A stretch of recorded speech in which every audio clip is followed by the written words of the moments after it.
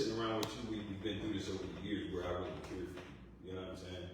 So I wanted to express myself in ways where, like I say all the time, people are scared to. You know what I mean? Like we need to heal as a community. We need to heal as a family. We need to heal as a world, as a planet. And we can't do that until we realize what our problems are. We have to face it head on because it just continues to be drama after drama after drama. And you never know what someone's going through. So with that being said, I want people to actually see other things and hear other things so mentally, you know, the youth can heal within the older generation. Because at this point, you know, we losing too many battles within ourselves just by going in the house, shutting the door, acting like things ain't going on outside. And we gotta, you know, start being more important to other people. What types of topics do you intend on covering on your podcast? Just life in general. Things that make you happy, things that make you smile, things that make you think politically. You know, what can you contribute to the world? What do you want people to take away? I apologize for that. What, like the people that are tuning in, you know, to your podcast, what do you want folks to take away from your show? Life. That's it, just live it. Just live it. If you learn what to think, you can control what you go through. That's it. And do you feel, you know, and how do you feel about sharing your own personal story to so many people? It's not just friends and family, but, you know, anybody can pretty much tune in. How do you feel about that being personal and open to such a wide audience? I know I'm somebody, so I'm not scared to show you who I am. I've been through a lot. I have a lot of stories I can just share personally, you know. But I don't see where there's real value, effort in trying to help someone live. I don't have an understanding of, you know, just watching people suffer. Like, I mean, let's take a quick trip down to politics, right? The voting atmosphere right now should be derived to, you know, the amount of money they're giving to foreign people. But you got homeless people. I mean, real live homeless people that struggle with just everyday thinking, let alone living. They can't get stamps, but you give in someone that's been here 2 hours, $5,000 a month. I mean, you know, that politically that doesn't make sense to me. What was growing up? What was growing up like for you in Belgium? Oh man, I loved it. It was crazy, but you know, back then, you know, we could come outside. We was a community. It would be 1,000 people. We cared for each other. The older folks wouldn't let us do certain things. We couldn't, you know, hang around them. Even when we was doing some of the things they was doing, they still didn't let us indulge in what they had going on. So out of that, we learned value, respect, boundaries, not just within the home, but in the community. You know, and we got to figure out how to bring those boundaries back to the community. How did the drug epidemic of the late 80s, early 90s, the crack epidemic, how did it affect you and your life? I've been in jail for it. You know, I've seen people overdose. You know, I have family members. We all have family members that are on drugs. So, you know, that's a hard question because, you know, I see that, you know, people look for acceptance that way. And they find admiration along the way. They find that if you have a certain things, people value you. So it feeds the ego, it feeds the nature. So they don't know how to stop selling the drug. And you know what I'm saying? I've been homeless before, so I mean I've never been on drugs like that. I mean I might be dog shit in there or whatever, you know what I'm saying? But I've never personally, stepped outside myself where I couldn't come back. And a lot of people step in those places trying to escape whatever pain they had and get lost. And how were you able to get out the game? I always wanted to be different. Always. I just never really realized how to get there. I haven't been in jail for 30 years, you know what I'm saying? I went to the penitentiary and I looked up.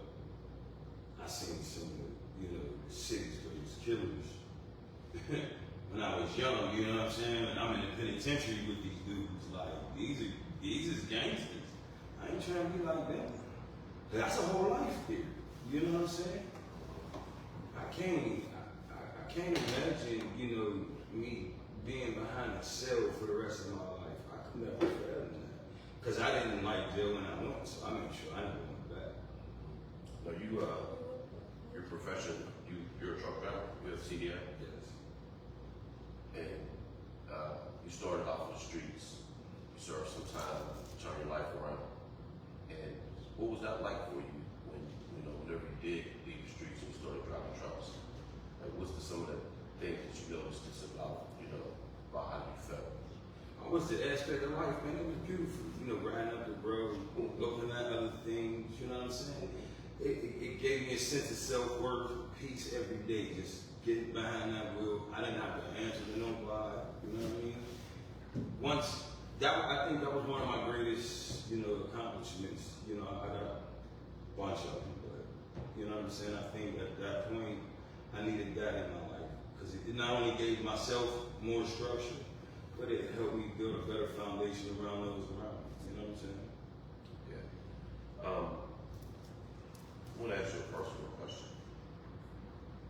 How did you find out that you had cancer? It took months, actually. Wow. Okay. I remember walking to the store one day, and it's out of nowhere I felt a pop in my hip. So I started walking with a limp. And I thought it wasn't nothing, you go through sciatic nerve issues. So I just downplayed it at first, Then I let it go on for a couple months, and I realized something wasn't right. I took a trip out of town, and I came back, and I got, like a week later, after I came back, I got to where I couldn't breathe. So I went into the hospital. They diagnosed me with, sciatic nerve issues, so I'm young. 2 weeks later, I got to where I couldn't breathe again, so I went to Presby. I went into Presby. When I went into Presby, I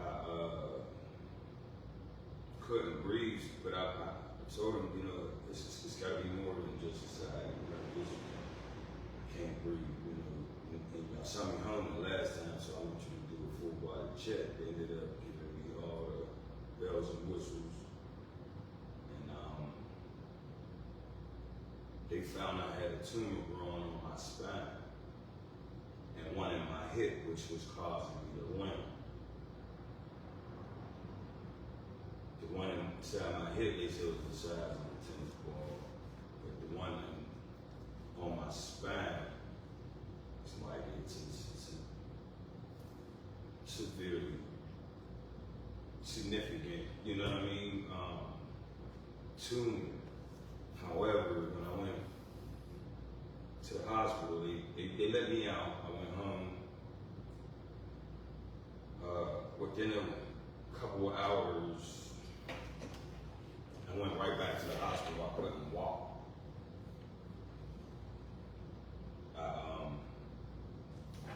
Once I got to the hospital, they put me on an airsoft bed. After giving me an x-ray, I knew when they put me on an airsoft bed, it wasn't good. You know what I'm saying? But I laid there, wondering what was next for my life. Like I was really scared. I didn't really know how to feel anything. anything, but I knew this was a game changer, you know what I mean? So they came back and told me that the tumor itself had ate through one of the vital ligaments in my spine, so I couldn't walk. And since I had just was able to walk, you know, within hours, they could help me by putting pins and rods in my spinal area, you know. So from the top of my spine to like quarter down between my shoulder blades, I got pins and rods. So I had to learn to walk all over because that was different. And were you able to drive trucks afterwards? I was able to work for a couple of months. It's weird how it happened. I was on my way home from work and got into a car accident. My car got towed because I got hit from behind, but I instantly went through sharp back pain, lower back pain. I instantly went through it. So when I goes back to the hospital, I got the pins and rods. I gotta make sure there's not much damage. You know what I mean? So when I went back to the hospital, they found that the cancer had turned into osteoporosis. So that's that's making my spine have compound fractures.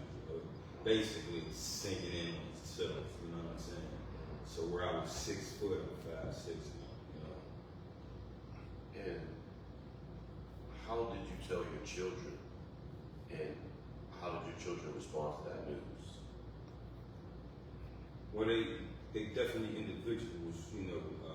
One was there, so she dealt with it head on, you know.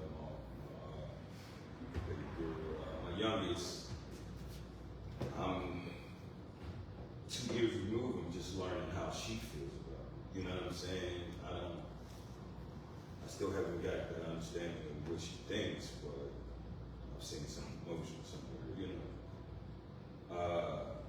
I think the situation has made my son rethink some of the things he's been doing. You know, he's coming around that corner, you know. Proud of him, I must say that, you know.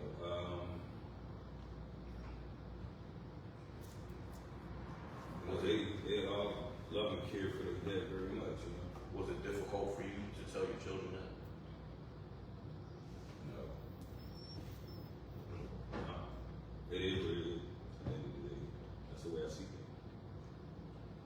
What are some of the day-to-day challenges that you go through that people who think they know you might not know? Like, you know, what does Darnell deal with on a day-to-day basis because of his diagnosis? Mainly mental anguish within myself.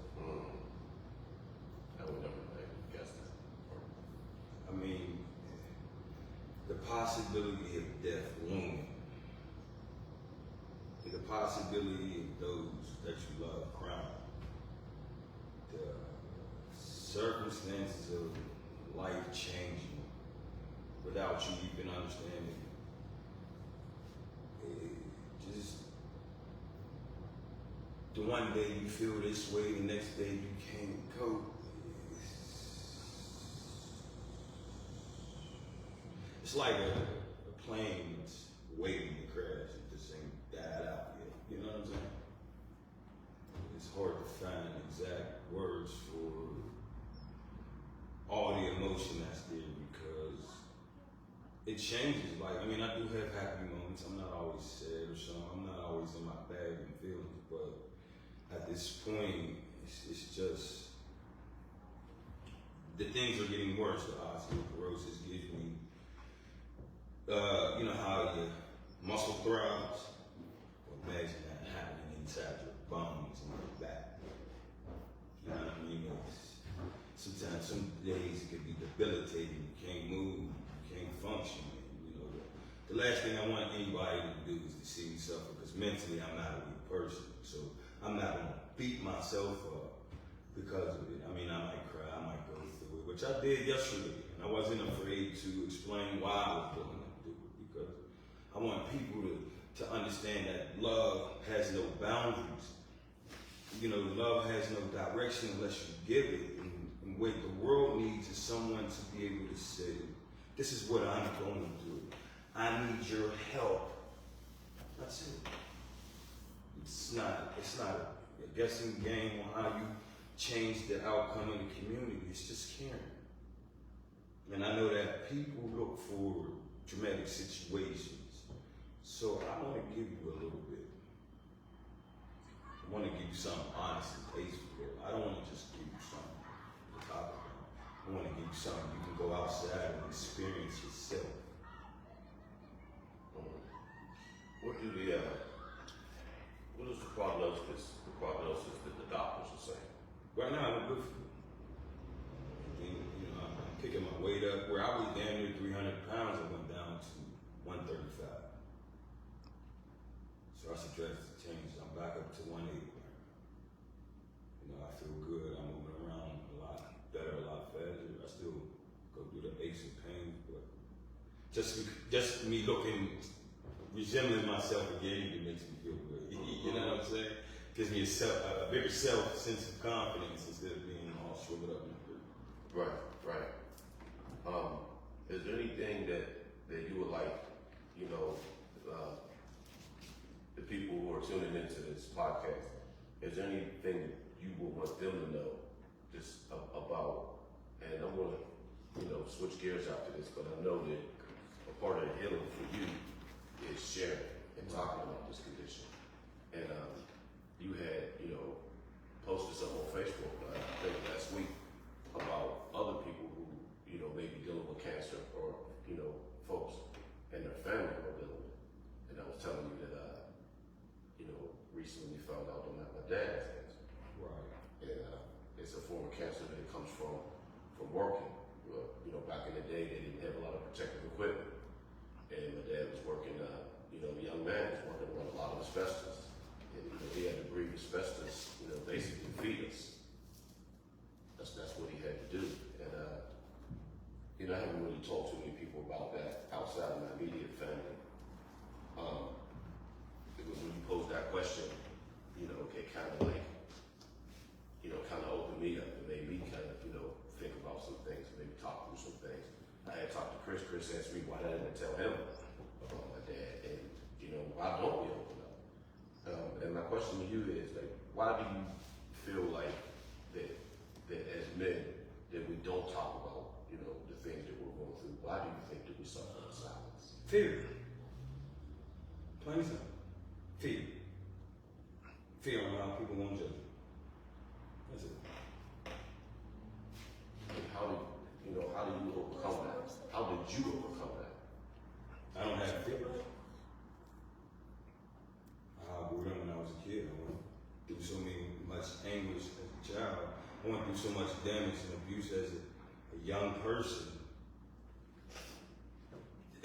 Why not? I mean, I'm in shock. Like, you know, it ain't nothing else to fear. You know, I don't see. Fear is the root to everything. Love is the beginning of life. Hey, keep that down, please. Me and you, man, I guess we've been knowing each other for about 40 years. Grew up in this neighborhood. And we're like a family. Everybody in this neighborhood, you know, is a family. We just lost a good brother yesterday. My friend, yeah. And, you know, it's just like we had planned this podcast, this kickoff, you know, for a little while now. That just happened. It's like, you know, we didn't plan on, like, man, this life just comes at you, you know. And just wondering if you wanted to share any of your feelings or any of your thoughts on the Dana Burke situation. It's got to stop. I'm tired, like, you know.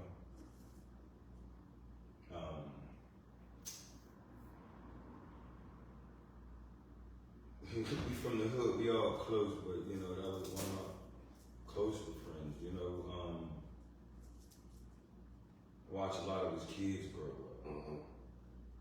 So even now, I'm beginning to get emotional when I get to viewing them crying over their father. You understand what I'm saying? mom, like, see, when you go to these places, we don't pay attention to that pain. We need to tap into that. So let's go. When you go to these funerals, first thing you see, you notice, is the families over here. They sit up front. You know. The one thing we don't do is go pay attention to that pain. It's a mother that realizes her child ain't coming home, has a voice that can't be heard. It's that rips through me every time I see it. Because if you have a fear, that should be it. Your kid's not making it back to you for whatever purpose. I once was a person that created the destruction. I can no longer sit by idly. It's not in my, we done been out here marching and everything. I don't want to bury my friend. I don't want to bury no more of my friends. Not in that capacity. If we're going to go, let's go because we got situations like I got. We at that age where that should be our norm. But mental health bothers us all to some extent.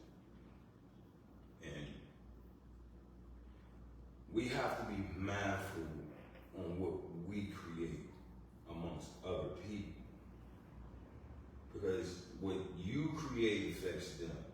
So if you create that bad energy around them, it becomes a mirror. They are you. It reflects back. And the community just keeps going back and forth with its reflection. Because it's the same everywhere. It's not limited to Bell Sewers like that in the streets of West Virginia. Niggas is trying to be niggas. Like, when we gonna go back to being men? When we gonna go back to being leaders? When we gonna say that? Because when you stand up as a man, you stand up with the understanding that I'm gonna get something accomplished. A man does what he sets out to do. If you can't do that, then you shouldn't say that you are one until you figure that out. So as a man, I have the power to look back and say to these young dudes, yo, because that's when I was a kid, that's all I wanted.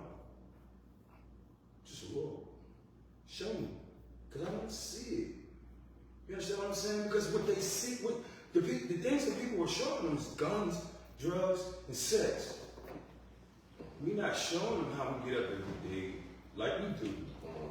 We go to work like we do and come home and benefit. So the problem that we're having in it, one of the main problems in the community is guns.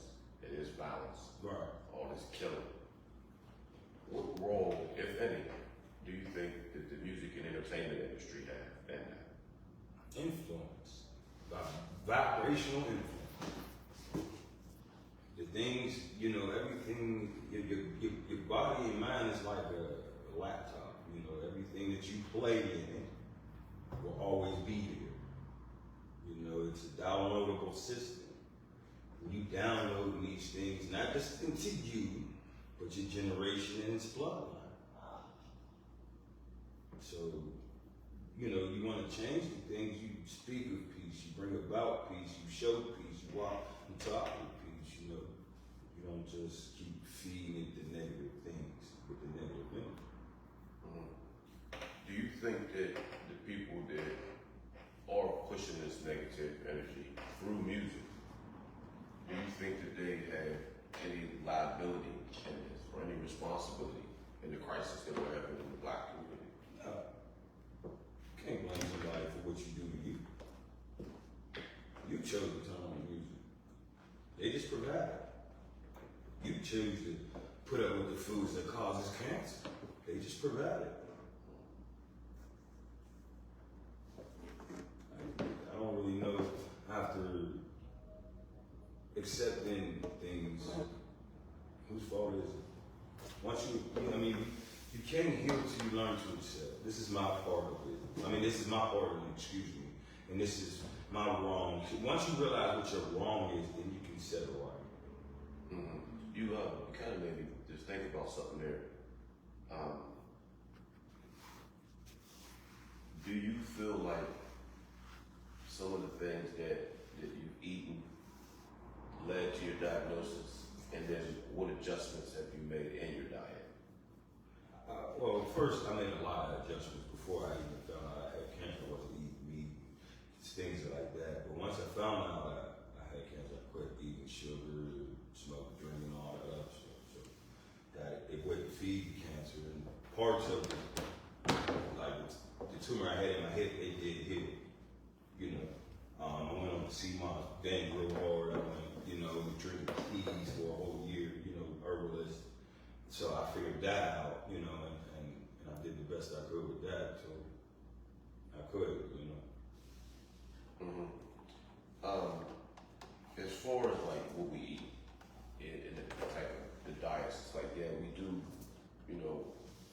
have a choice to a certain degree, but it's like, this if you spend $50 at Walmart, your money's not going to go as far as if you spend $50 at Whole Foods. So I think, and even like the amount like the dollar menus at the fast food restaurants, they're popular because you can get, basically you can get food for like $3. And it seems like it's a challenge for us to eat healthy. Whenever you did make those adjustments, did you see it as a challenge? And if so, how did you overcome those challenges? No. Anything I want to quit, I just stop. Do you cook food at home? Of course. And so then what type of things do you cook now? Well, what else? What's changing? I mean, right now I'm eating a little bit of everything. I'm not really,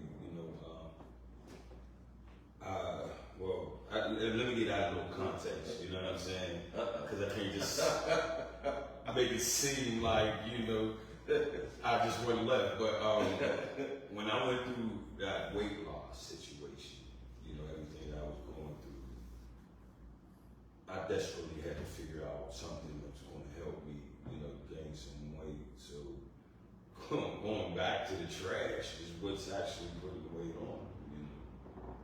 I hate to say it, but I can't afford not to. My body went from 275 to 135 in 6 months. Wow. So I knew I couldn't maintain it no more, because if I lose a little more weight, I might die. Because your body's not gonna keep letting you go through that. You know what I'm saying? At some point, it's stressed out. It's gonna give up. You know what I'm saying? So I went back to eating unhealthy foods. I'm not, having to say it. Like I'm kind of hard on myself about it, right? Because I know, like, dude, you got cancer. You know this, you know that. But then people be like, why did you stop? All you need is this and all you need is that. Matter of fact, let me address that issue real quick too, because I see nowadays everybody getting on these Facebook apps and these internet platforms, and everybody knows the answer and the cure. The ones going through it, but everybody has the cure. Here's a factor: sometimes you put your body through too much damage, and you gotta reap what you sow. Period. Wow. You know what I'm saying? What I learned being an herbalist, or having my own little tea company, is that these things, they will work if your body's in the position it needs to be. When you are already fighting things, it's a fight. Somebody's gonna get knocked out. It just might be. You know what I'm saying? I want to ask you 2 more things. Donald Trump. Okay. Politics, my guy. What's up? How do you feel about him? And do you think he's a better option than Kamala Harris? Wow.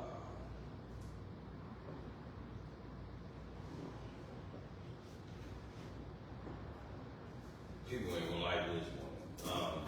Because I'm gonna make it seem like I'm a Trump supporter, but I'm gonna just give you reality. I'm not gonna give you facts.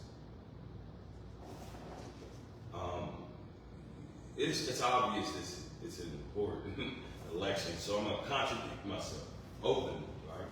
Because I'm gonna tell you, Trump is your guy. If you're paying attention, they're trying to kill him for a reason. Just take out the politics, and you won't be biased to a man damn near losing his life. Because reality is what it is. Damn near, somebody did lose their life. So that showed that there's something they're trying to keep him from achieving. Mm-hmm. Interesting way of looking at it. I mean, it's the only way to look at it. It's not an interesting way. It's the truth. When you sit down and you realize that a firefighter, who is the most important person at that rally, lost his life. You owe it to the firefighter, the police, the EMTs and all that to show some consideration to it all. So why is it that just for someone to run the country, this man had to lose his life? That's the point. Why are you trying to keep this man down? So the only thing I could give you is the mistake of it all. So where you going? Arizona, I don't vote. That's the contradiction. I don't vote. I don't vote because I once was Islamic in nature. So I use that perspective Islam gives you on how they pick imams to say that's how you should pick your leaders of the world. They're humanitarians, they're humble, they're servants of the people. When you get people that just put on a suit and collect a check, that's what you're gonna get. People that collect a check. And the corporation is an entity, it feeds itself. Here's the funny part, right? Because this is why I say Trump's really get gaffed. But the people that tried to kill him, he do business with. So if you think about it, you may be screwed either way. And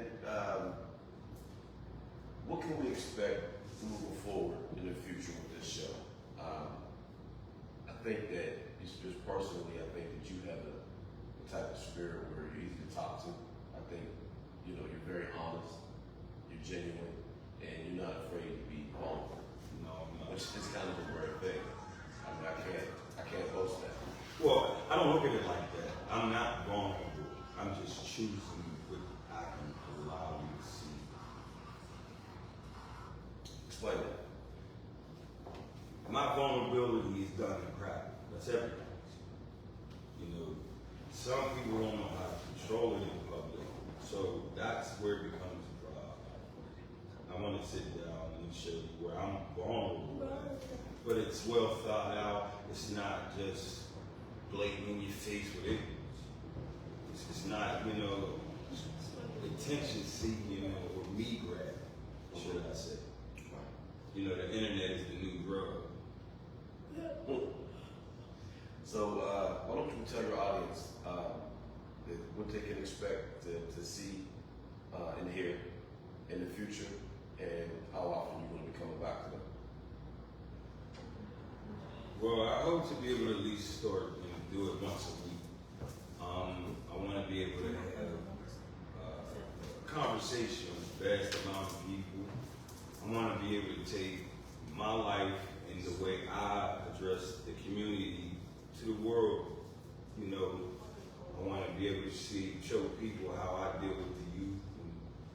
And I want them to be able to sit down and learn politics and just life situations through this show.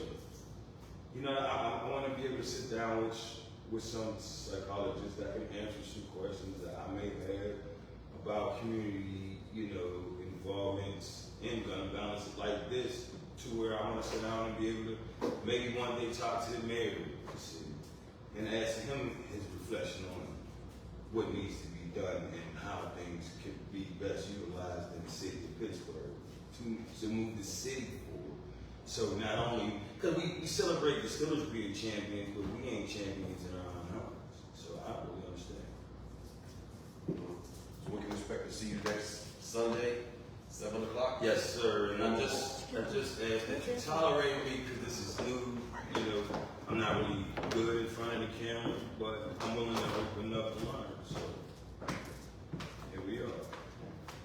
I'm looking forward to it, man. I appreciate you coming up and allowing me to be a part of this. Diamond, I love you. I respect you. I love you too. I'm proud of you, and I admire your strength. I really do. You're a brave dude. Just respect. Thank you.